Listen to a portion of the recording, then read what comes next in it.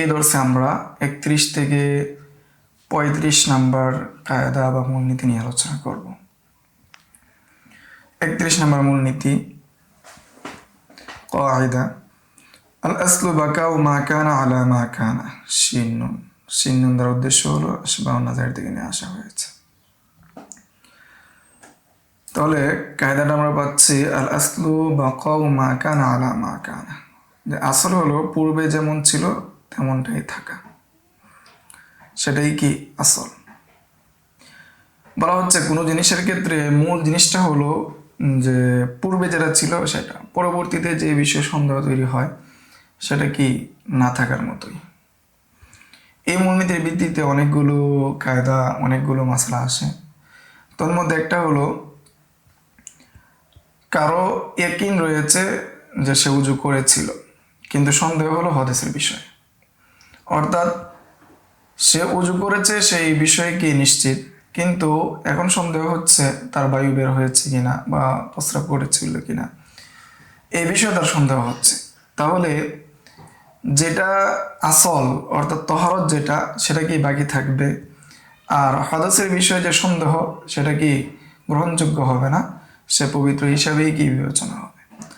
অনুরূপভাবে কারো হাদাস এই বিষয়টা নিশ্চিত, কিন্তু সে উজু করেছে কি করে নাই সেই বিষয়ে যদি সন্দেহ হয় তাহলে সে মুহাদ্দিস হিসেবে গণ্য হবে।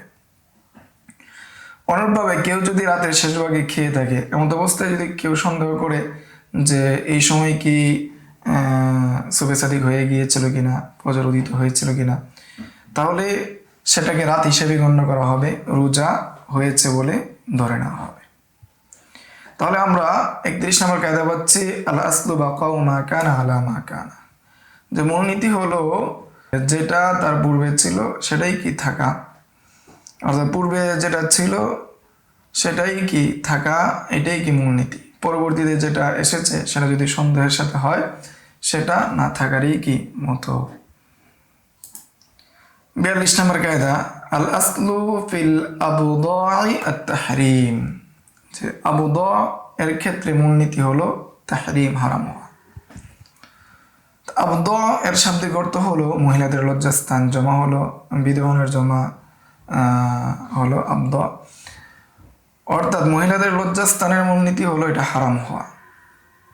শিন দ্বারা উদ্দেশ্য হলো আশবাহ নাজার, অর্থাৎ আল আসলু ফিন নিকাহি আই আল হাযর, অর্থাৎ নিকার ক্ষেত্রে এটা কি নিষেধ হয় কি মূলনীতি। কেননা নিকার মাধ্যমে কি হয়, বিবাহের মাধ্যমে কি হয়, বিবাহের মাধ্যমে একজন পুরুষের কর্তৃত্ব সাব্যস্ত হয় একজন স্বাধীন মহিলার উপর, অথচ স্বাধীন মহিলা কি সে তার নিজের ক্ষেত্রে স্বয়ংসম্পূর্ণ, কোনো ধরনের হস্তক্ষেপের কোনো বিষয় নাই, কিন্তু সে যখন আরেকজনের স্ত্রী হয়ে গেল তখন তার জন্য তার স্বামীর আদেশ মান্য করা আবশ্যক হয়ে যায়। তো কিন্তু এখানে বিবাহকে যে বৈধ করা হয়েছে এই মূলনীতির ভিত্তিতে, যে এটা কি জরুরত উবিহা লিজরুরতি, যে জরুরতের ভিত্তিতে এখানে বিবাহকে বা অতিকে বৈধ করা হয়েছে, যে এর মাধ্যমে কি নসল বাকি থাকবে, পৃথিবীতে মানুষ আসা অব্যাহত থাকবে, না হয় মানুষ আসা বন্ধ হয়ে যাবে। এখন যদি কোনো মহিলার ক্ষেত্রে যদি হালাল এবং হারামের ক্ষেত্রে কি হয় সন্দেহ হয়ে যায়, তাহলে হারামটাই কিভাবে প্রাধান্য পাবে তাহারি করা যাবে না। যেমন কোনো ব্যক্তির 3টা বাদী আছে, কোনো একটা বাদীকে সে স্বাধীন করে দিয়েছে, এমন অবস্থায় তার মনে নাই যে কোন বাদীকে সে স্বাধীন করেছে, এবং স্বাধীন যে বাদী আছে সেই বাদী তার জন্য হারাম। তো এই জন্য সে তাহারি করতে পারবে না যে এটাকে হয়তো আজাদ করেছে বাকি 2টা হালাল, বা এটাকে আজাদ করেছে বাকি 2টা হালাল, এভাবে তাহারি করতে পারবে না, বরং সবগুলোকে তারা আজাদ করে দিতে হবে, অথবা তাদের সাথে সহবাস করতে পারবে না, অথবা সবগুলোকে আজাদ করে সবাইকে বিয়ে করে নিতে হবে। এখানে তাহারি করা যাবে না, কেননা আল আসলু ফিল আবদাই আত তাহরিম, অর্থাৎ মূলনীতি হলো মহিলাদের লজ্জাস্থানের বিষয়ে হারামটা, তো এখানে তাহারি করা যাবে না।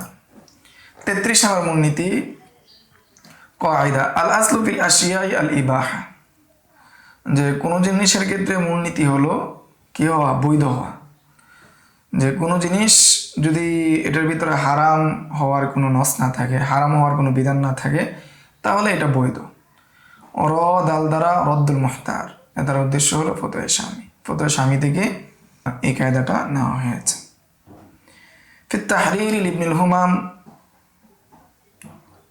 ইবনুল হুমামের তাহরিরের মধ্যে এসেছে আল ইবাহাতু ইনদাল জামহুরিল হানাফিয়্যা ওয়া শাফিঈয়্যা, যে হানাফি এবং শাফিঈদের নিকট বৈধ হওয়াটাই মূল। কিন্তু ওয়াফি শরহি উসুলিল বাজদাওয়ি লিল আল্লামা আকমাল قال أكثر أصحابنا وأكثر أصحاب الشافعي، যে উসুলুল বাজদাবির মধ্যে এসেছে, শরহ উসুলুল বাজদাবির মধ্যে এসেছে যে তিনি বলেন যে আমাদের অধিকাংশ আসহাবে হানাফি এবং আসহাবে শাফি তাদের নিকট প্রত্যেক জিনিসকে এবাহত এবং হরমতের মধ্যে নিয়ে আসার ক্ষেত্রে এটাকে ধরে নেওয়া হবে আগে এবাহতের উপর। এটাই কি মূল, যতক্ষণ না পর্যন্ত শরীরভাবে কোনো জিনিসের বিষয়ে হারাম হওয়াটা না আসবে।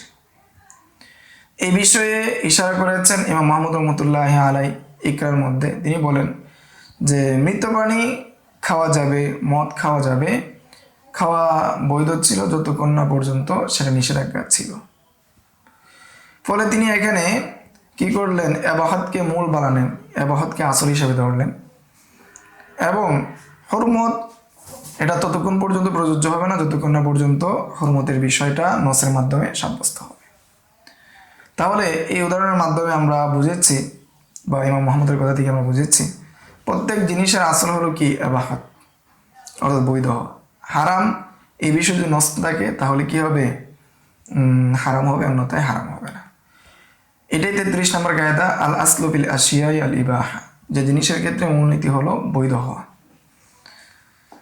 34 নম্বর কায়দা হলো কায়দা আল আসলু ফিস সিফাতিল আরিদাতি আল আদাম, যে সিফাতে আরেজা যেগুলো রয়েছে, অতিরিক্ত যে সমস্ত সিফত রয়েছে, এটা আদমের মতো। মিম জিম দ্বারা উদ্দেশ্য হলো মাজালাতুল আহকামিল আদলিয়া, শিন নুন দ্বারা উদ্দেশ্য হলো আল আসবা ওয়ান নাযায়ের। এই দুই কিতাব থেকে এই কায়দাটা নেওয়া হয়েছে। তো উদাহরণটা হলে আমরা বেশি বুঝবো, সহজে বুঝবো। সেটা হলো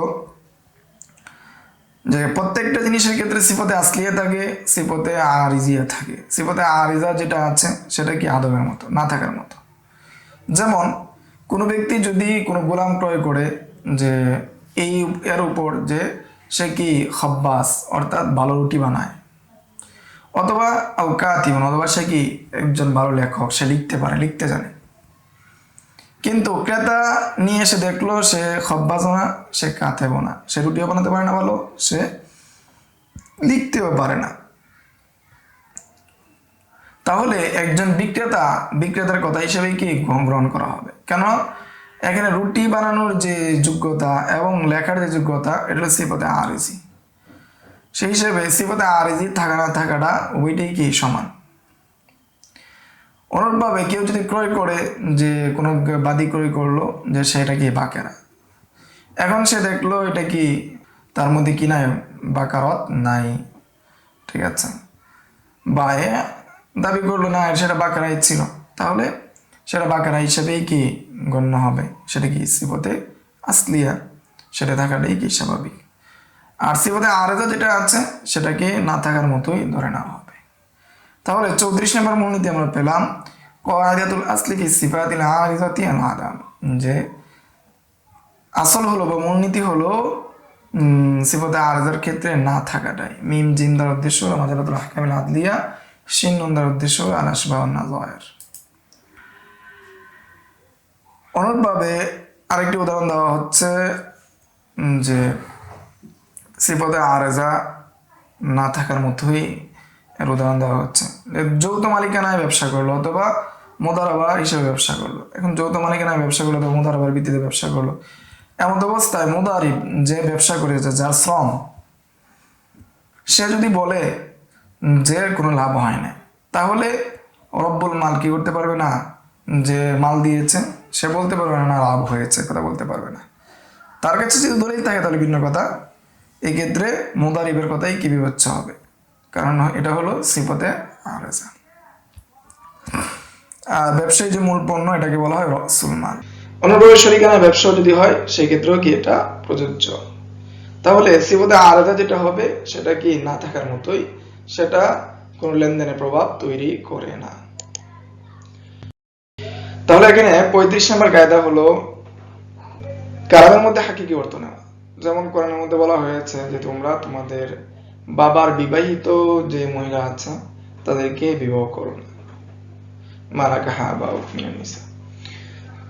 তো এখানে নিকা দ্বারা হাকিকি অর্থ নেওয়া হবে ওয়াতি, অধিকৃত যে সমস্ত স্ত্রী রয়েছে তোমার বাবাদের, তাদেরকে বিবাহ করা যাবে না। ফলে এখানে হাকিকি অর্থ যদি নেওয়া হয় ওয়াতি, তাহলে এ দ্বারা উদ্দেশ্য নেওয়া হবে বাবার যে জানাকিত যারা রয়েছে তারাও বিবাহ করা যাবে না হালালের মতো।